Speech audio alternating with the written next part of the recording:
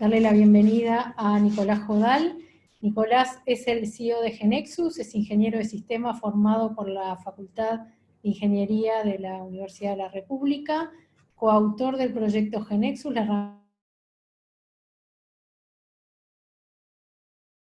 ha sido una de las figuras claves en el desarrollo de la industria de IT de Uruguay, así como el posicionamiento de esta a nivel mundial. Además, es cofundador de Thales Lab, y para los que están en Uruguay lo han visto mucho en la tele últimamente para hablar de coronavirus. Supongo que hoy nos vas a hablar de vehículos autónomos, no sé si a nivel usuario o más bien como desarrollador, ¿no? Así que les recuerdo a todos que pueden hacer consultas por el chat y Nicolás las va a responder al final. Adelante, Nicolás.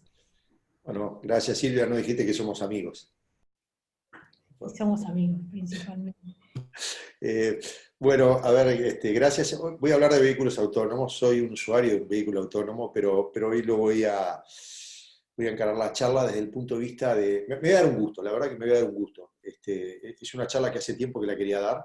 En general trato de que las charlas que doy le sirvan a todo el mundo. No estoy seguro que esta charla le sirva a todo el mundo. Lo que quiero es, el objetivo que busco es inspirar a algunos de los que me estén escuchando para que sigan en este tema fascinante que es el tema de los vehículos autónomos. En particular, lo que voy a hablar hoy es una cosa muy concreta, que es cuál es la línea de razonamiento que se sigue para controlar un vehículo autónomo. Es decir, para que un auto, por ejemplo, ande por la calle, hay un montón de cosas que hay que hacer. Yo me voy a concentrar en una sola de ellas, que es el tema de control. Hay otras que es como, por ejemplo, percibir, cómo percibe objetos, hay otra que es el planning, cómo sabe ir de un lugar a otro, etc. Yo me voy a concentrar en una sola cosa, que es cómo controlar un vehículo, cómo controlar para que haga lo que uno quiere que haga. Entonces, en eso, esperen que voy a compartir la pantalla. Y voy a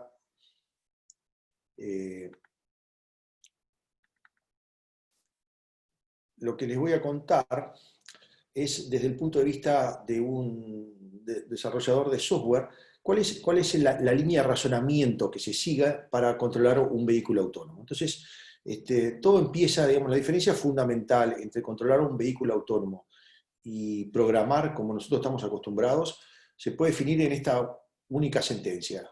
Supongamos que yo estoy programando normalmente y yo tengo una variable b, que le vamos a llamar velocidad, y le asigno con el valor 100. Cualquiera que programa sabe, está muy acostumbrado lo que significa esto, pero en realidad hay dos cosas que estamos asumiendo cuando hacemos esto, digamos, es tan obvio para nosotros que no le damos importancia. Y las dos cosas que estamos asumiendo la primera es que la puedo asignar, la primera es que a la variable b le puedo efectivamente poner el valor de 100. Y la segunda cosa que estamos asumiendo es que una vez que le asignamos el valor de 100, ese valor no va a cambiar hasta que nosotros mismos lo cambiamos. Bueno, esas dos cosas que estamos asumiendo ninguna de esas dos cosas son válidas cuando programamos un vehículo autónomo. Así que si B es la velocidad del vehículo, no hay manera que yo le pueda decir al vehículo anda a 100 km/h. Así que en realidad lo único que podemos hacer es, lo vemos en esta fórmula, en realidad es la velocidad es una función de cuánto estoy apretando el acelerador, ¿tá? Pero además es una función de otras muchísimas cosas que nosotros no controlamos y que no tenemos la menor idea. Por ejemplo, si el auto está en subida o está en bajada, si hay viento a favor, si hay viento en contra, si las ruedas están más infladas o menos infladas, etcétera, etcétera. Así que lo primero, si queremos programar un vehículo autónomo, lo primero que tenemos que es olvidarnos de la idea que teníamos de poder asignar una variable.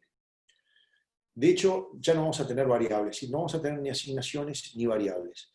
Por eso hay un pequeño cambio de nombre, que es a las variables le vamos a llamar señales, porque lo que le estamos diciendo es que esa variable va a ir cambiando con el tiempo, y vamos a ir teniendo esos valores, vamos a ir viendo cuáles son los valores que van cambiando con el tiempo, y esos valores, como le decía, pueden cambiar porque nosotros lo cambiamos, pero además puede cambiar porque algo exterior, algo perturbó a esa señal y la hizo cambiar. Así que son esas dos cosas, ya no vamos a tener variables, vamos a tener señales, y ya no vamos a tener asignaciones, sino que vamos a tener control. Es decir, lo que voy a tratar es de En vez de decir voy a asignar la velocidad de un vehículo, lo que voy a decir es voy a tratar de controlar la velocidad de un vehículo. Esa es entonces la diferencia.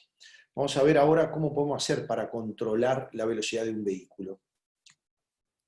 Para eso hay muchos esquemas, pero el más común es lo que se llama un lazo de control negativo, que se puede simplificar de esta manera, digamos. Yo tengo el auto y lo que voy a tener es una velocidad deseada. Yo tengo una velocidad de referencia. Yo, por ejemplo, quiero, lo que antes asignaba directamente, yo ahora digo, bueno, quiero que el auto ande a 100 kilómetros por hora. ¿Tá? Y para eso lo que voy a tener es un sensor, digamos, algo que me va a decir cuál es la velocidad real. Yo quiero que ande a 100 km por hora, pero en este momento el auto está, por ejemplo, a 40 km por hora. Así que, y este es el tema de percepción que le decía. Si yo tengo que tener algún tipo de sensor que me dé el valor de referencia, digo, el valor real de la velocidad. Y bueno, y después lo que voy a tener es lo opuesto de un sensor, que es un actuador, que le va a decir, bueno, yo apretá el acelerador a tanto a los efectos de aumentar o disminuir la velocidad. Lo que hay en el medio es justamente un algoritmo, un mecanismo de control. Hay muchísimos mecanismos, pero todos están basados en eso. Tengo un valor de referencia, tengo un valor real y después tengo un actuador que le hago. Si lo vemos desde el punto de vista matemático, lo que nos importa es saber cuál es la diferencia. El error es cuál es la diferencia entre el valor de referencia y el valor real. Si yo quiero ir a 100 km por hora y estoy a 20, entonces voy a tener que acelerar bastante. Si yo estoy a 100 km por hora y estoy a 90, no voy a tener que acelerar tanto. Así que lo que siempre me importa es la diferencia de las cosas. La diferencia, es decir, más que el valor real, cuál es la diferencia entre lo que estoy percibiendo y al lugar donde yo quiero llegar. Y en función de eso voy a tener una función que me va a dar cuál es el porcentaje que voy a aplicar al acelerador. Esa función, digamos, ¿qué es lo que meto dentro de esa función? Hay enorme cantidad de variaciones, cuál es la función que yo voy a utilizar. Sin embargo, la más usada por lejos, digamos, es un algoritmo extremadamente simple que surgió más o menos en la década del 30 y todavía sigue siendo el más usado, y es del único que voy a hablar hoy, que se llama PID. PID quiere decir proporcional, integral y derivado, y que en realidad lo que quiere decir la función que yo le decía para apretar el acelerador es una función, digamos, lo que van a ver es constantes, es decir, K sub P, es decir, la constante proporcional, que es una proporción del error, más una proporción de la integral del error, más una proporción de la derivada del error. Lo increíble es que con esas tres cosas, yo tengo el error que se está dando, tengo la integral del error y tengo la derivada del error, entonces es muy posible que yo pueda controlar muy bien la velocidad del vehículo. La pregunta inicial que se pueden hacer es, ¿qué pasa si yo lo único que uso es el error nada más? Es decir, no uso ni la integral del error ni la derivada del error. Y lo que va a pasar, y lo dejo para, no tengo tiempo de explicarlo, pero lo que va a pasar es que nunca voy a poder llegar, a no ser en condiciones muy especiales, al valor de referencia que yo quería. Si yo lo único que uso es el error, si ustedes pueden ver de alguna manera, la integral es la historia del error y la derivada es el futuro del error. Eso de alguna manera es lo que me da. Si yo solo miro el valor actual del error, nunca voy a poder llegar, si yo le digo al auto a 100 km por hora, nunca voy a estar a 100 km por hora, voy a estar a 98, voy a estar a un valor cercano, pero no voy a estar exactamente al mismo valor.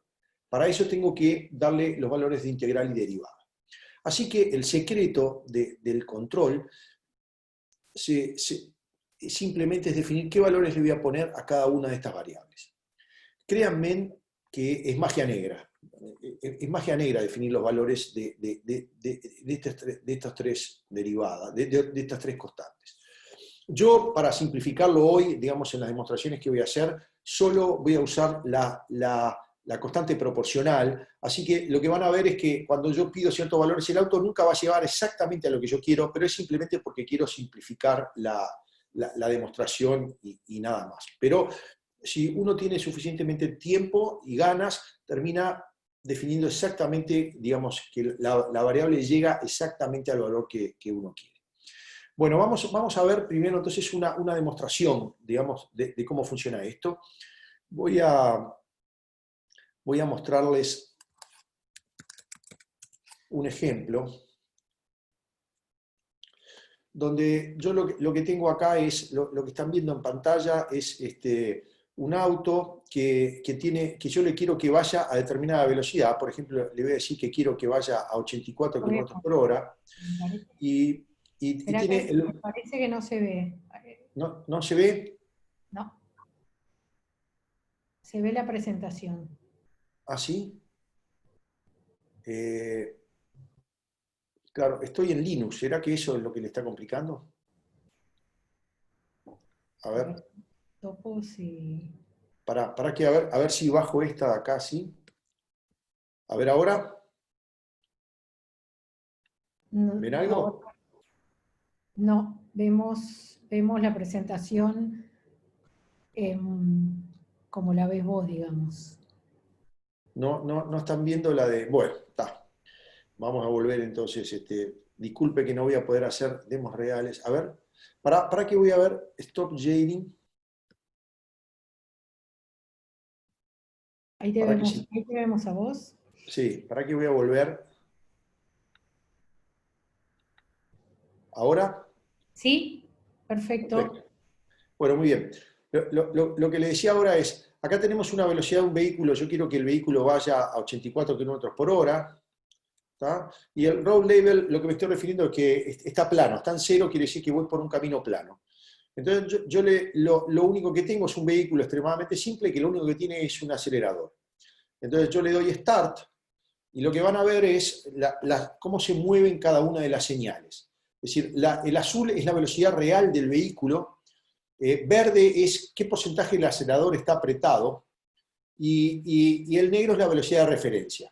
Como ven, como le decía hoy, después de un tiempo el vehículo fue acelerando a fondo, después aflojó y en determinado momento está más o menos a un 40% del acelerador y el auto va prácticamente a la misma velocidad que yo le pedí. Como le decía, no es exactamente la misma velocidad porque no puse las otras constantes, pero lo divertido es qué es lo que pasa cuando yo voy cambiando. Digamos, si yo, por ejemplo, le aumento la velocidad, ahora quiero que vaya a 98 km por hora, vean que el acelerador se movió y después volvió a otro nivel, o si paso a una velocidad más lenta, el auto se va moviendo más lento y así lo va haciendo. ¿Tá? Eso es, si quieren, es la primera función inicial de cómo se controla un vehículo autónomo. Sin embargo, si lo ven con un poco más de atención, lo que van a ver es que no está andando como un humano, que no está manejando con un humano, porque miren, por ejemplo, ahora está andando a 35 kilómetros por hora, está más o menos el acelerador a 20%, y supónganse que yo ahora lo voy a hacer pasar a 100 kilómetros por hora o a 126. Miren lo que pasó con la señal verde, es decir, aceleró a fondo de entrada. Es decir, no fue de a poco, sino que, plácate, aceleró a fondo y una vez que llegó, soltó el acelerador. Pero nosotros no manejamos así. Nosotros no hacemos ese movimiento así brusco de si me cambia la velocidad, voy a fondo y enseguida suelto. Así que el auto, de alguna manera, se está comportando no demasiado humano. Así que tengo que hacerle algún cambio a la estrategia de control. Tengo que hacer algo más. Así que ahora voy a volver a las PPTs. Vamos a ver si me sale volver. ¿Me ven ahora las PPT? Perfecto. ¿Tá? Entonces ahora lo que voy a hacer es, el problema que tengo es que yo lo que quiero es que la velocidad de referencia que yo pongo, es decir, ¿cuál fue el problema? Cuando yo cambié la velocidad de referencia, automáticamente el auto cambió demasiado rápido. Así que yo lo que quiero es que la velocidad de referencia sea una velocidad de referencia atenuada. Lo que quiero decir es que yo le digo al vehículo, estoy a 30 km por hora, le digo que quiero ir a 100, pero no quiero que cambie de 0 a 100 rápidamente, sino que cambie de a poco. Así que lo que voy a hacer es poner una nueva estructura de control arriba de la otra. Y ese es el punto que les quería decir. Es decir, cualquier estrategia de control de algo sofisticado es una jerarquía de control. Son un nodo arriba de otro que se va armando. En este caso, lo que yo voy a tener es una velocidad de referencia deseada, es decir, que la que yo pongo, yo quiero ir a 100 km por hora, pero después voy a tener algo así como un modo de manejo. Le voy a decir, ¿qué tipo de manejo quiero? Yo quiero un manejo deportivo, quiero un manejo sereno y demás. Y en función de eso, la velocidad de referencia que efectivamente va a ir al área de control es una velocidad de referencia atenuada. Es decir, no es la velocidad que me dijo inmediatamente, sino que de a poquito va a llegar. Es decir, si yo le digo acá, que quiero a 100, acá no me va a aparecer a 100, sino que va a aparecer 100 después de un tiempo. Después de un tiempo me va a hacer. Eso, con esta nueva estructura de control, voy a tener un auto que se maneja mejor como un humano. Vamos a verlo. Vamos a ver. Para que tengo que parar el share.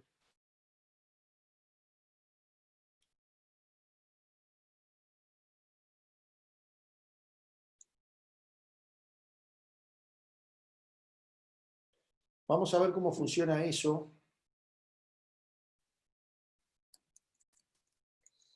En este caso, es decir, que tengo un nuevo mecanismo. Esperen que no me acuerdo el nombre.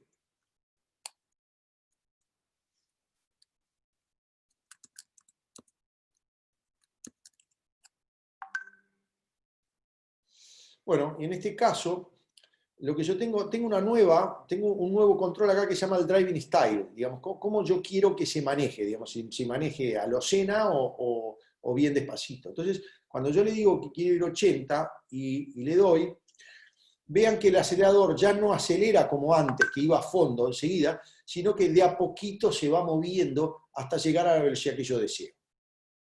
¿De acuerdo? Así que de esta manera va cambiando. También déjeme contarles algo que me olvidé de la demo anterior. ¿Qué es lo que pasa si yo, en vez de estar en un camino nivelado, yo cambio, me encuentro en subida, por ejemplo? Si yo aumento la subida, lo que van a ver es que la perturbación de haber estado en la subida, automáticamente el acelerador la corrige. El propio algoritmo lo corrige aumentando el acelerador. También si lo bajo, ¿no? Digamos, si lo bajo, van a ver, estoy agarrando una bajada, automáticamente el acelerador bajó, disminuyó, sin que yo tenga que hacer nada. Así que el algoritmo mantiene el mecanismo de control de forma perfecta. Así que bueno, esto es, puedo hacerlo un poquito más complicado todavía, si le pongo a esto, por ejemplo,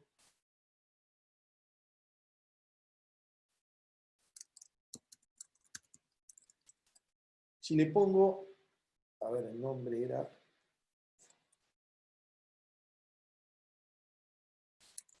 También una velocidad legal. Es decir, supongamos que yo quiero ir a 100 km por hora, pero tengo un cartel que la velocidad máxima es 60 km por hora. Entonces, lo que va a pasar acá es que el auto va a tener dos señales. Va a tener la velocidad final a la que yo quiero ir, pero va a tener la de 60.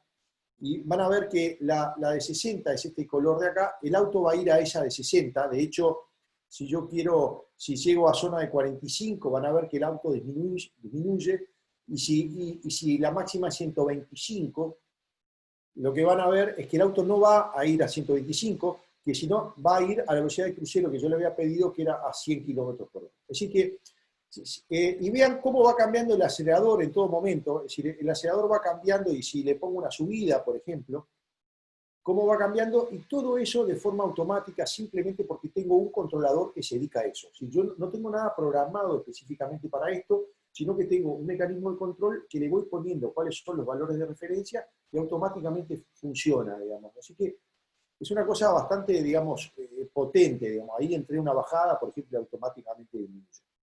Así que bueno, esta era la versión un poco más simple que yo les decía de un auto. Este es un auto que lo único que tiene es acelerador. Vamos a complicarlo un poquito más y vamos ahora a ponerle, ¿se ve ahí, Silvia? Sí, perfecto. Vamos a ponerle frenos, ¿está? Entonces, ahora, ¿se acuerdan lo que yo tenía? Esto era lo que yo tenía antes, el mecanismo de control que yo tenía antes, pero ahora voy a poner un actuador más, que es el freno. Entonces, lo que me aparece acá es otra estructura de control, que es el freno, que también recibe como sensor la velocidad real, también tiene la velocidad de referencia y también tiene el freno. En este caso es opuesto al acelerador, es decir, esto es cuando la velocidad de referencia es alta, aprieta el freno, y viceversa, digamos, ¿no? Es decir, que es un mecanismo opuesto al siguiente. Vamos a verlo ahora, entonces, en cómo se comporta esto.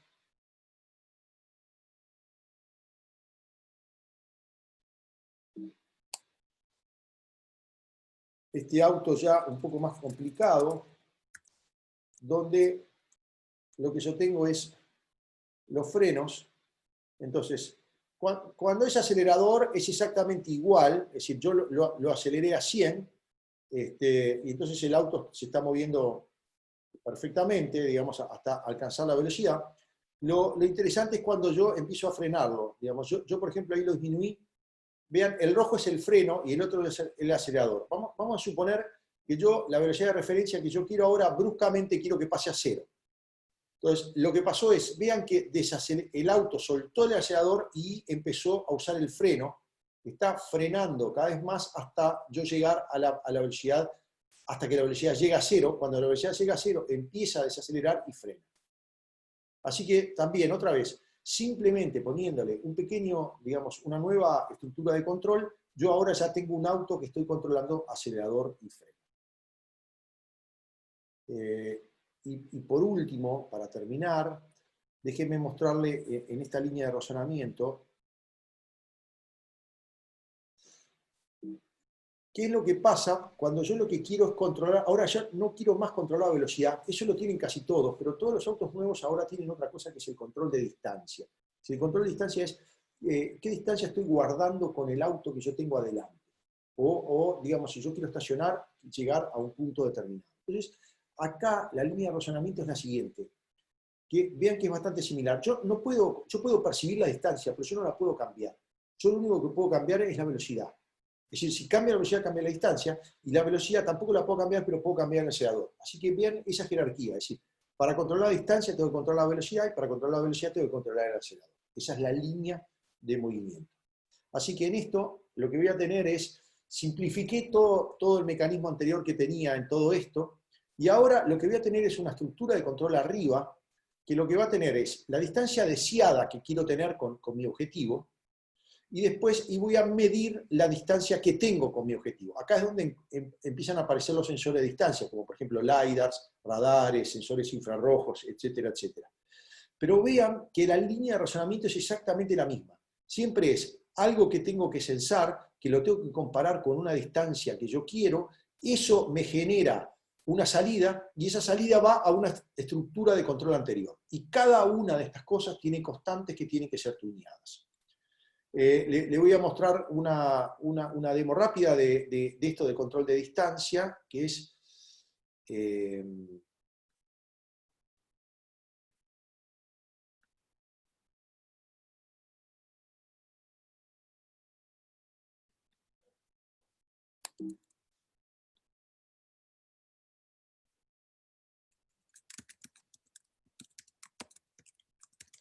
En este caso, el ejemplo, lo que quiero llegar es a la distancia de... Yo quiero parar a 1 metro de mi objetivo, ¿de acuerdo? Y estoy inicialmente a 100 metros de mi objetivo.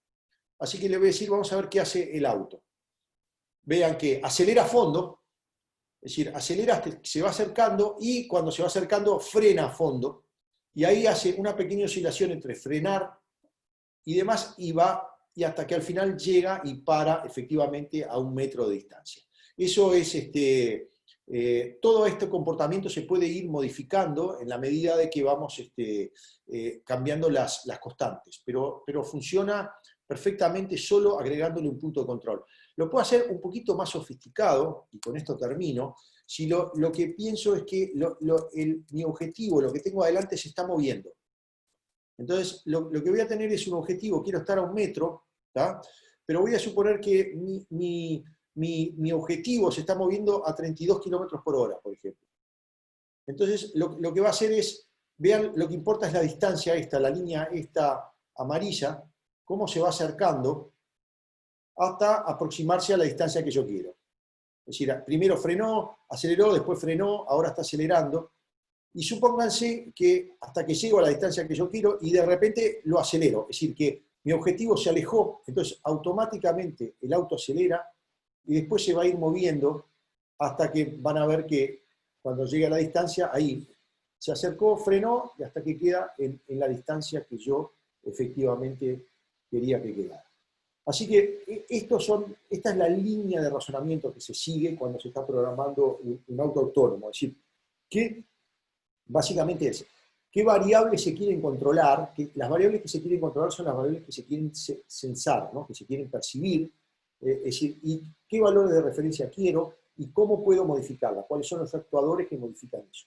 Algunos actuadores son directos del auto, como por ejemplo el acelerador o el freno, y otros son cosas que están más arriba en la jerarquía. Construir esa jerarquía es efectivamente el arte de programar un auto que se maneja solo. Estimados amigos, esto era lo que tenía para contarles hoy. Adelante con las preguntas. Muchas gracias.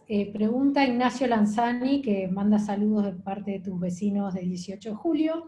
Un gusto. Dice, ¿qué es lo que le falta en tiempo o tecnología para que veamos autos, bondis y Uber autónomos de manera más extendida? Y también pregunta si en Genexus desarrollan para autos inteligentes. Bueno, sí, mi opinión es, digamos, el auto 100% autónomo, yo pienso que todavía falta, creo que se está avanzando, pero pienso que todavía falta. Yo no creo que un auto que no tenga acelerador y manija falta. Ahora, yo te puedo decir por mi propio auto, autos que se mueven, digamos, por ejemplo, por la Rambla sin yo tocar ni el acelerador ni el freno, y que hoy en Uruguay funcionan perfectamente, digamos, yo soy la prueba viviente de que eso es así. Así que estamos en un periodo intermedio, digamos, entre una cosa y la otra, yo pienso que no sé, tendría que decir algo, 5 años. En Genesis estamos trabajando en vehículos autónomos, no estamos trabajando en autos, estamos trabajando en cosas mucho más concretas, digamos, vehículos para el agro que se mueven a velocidades mucho más pequeñas y en ambientes bastante más controlados. Pensamos que eso es una gran oportunidad.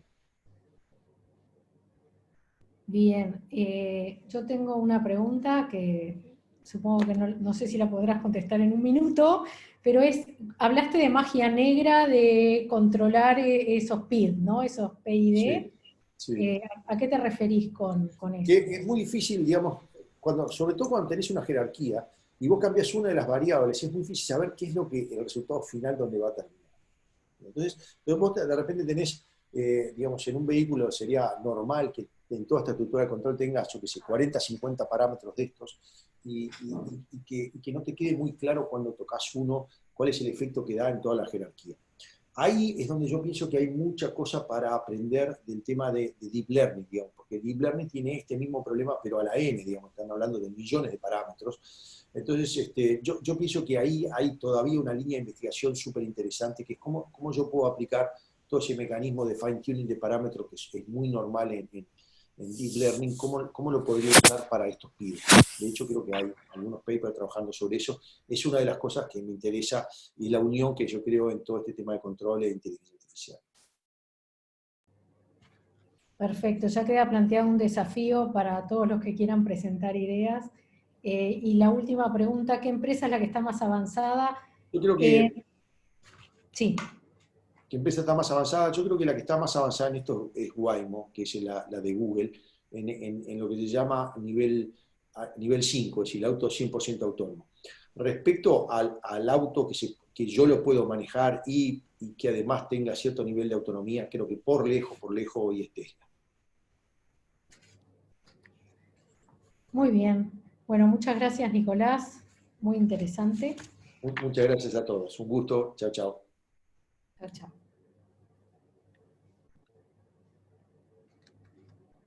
Bueno, para cumplir con los horarios, ya tenemos a Andrés Mora.